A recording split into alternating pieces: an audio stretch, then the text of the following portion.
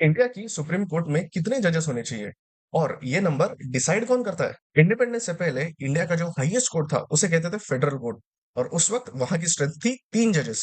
1947 में जब India independent हुआ तब भी हमारे हाईएस्ट कोर्ट की स्ट्रेंथ 3 जजेस की ही थी।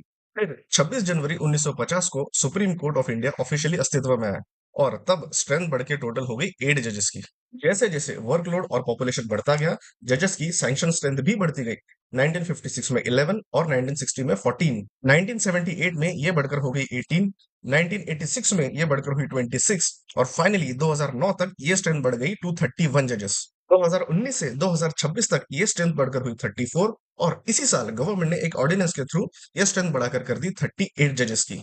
लेकिन यहाँ आता है सबसे इंपॉर्टेंट सवाल, सुप्रीम कोर्ट में आखिर जजेस की संख्या कितनी होगी? ये फिगर डिसाइड कौन करता है? इसका जवाब हमें मिलता है कॉन्स्टिट्यूशन के आर्टिकल 124 में।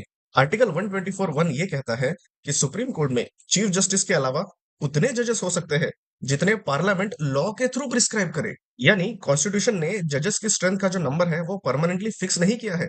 पार्लियामेंट लॉ बनाकर ये सैंक्शन स्ट्रेंथ बढ़ा भी सकती है। ये तो थी अब तक की सैंक्शन स्ट्रेंथ की कहानी।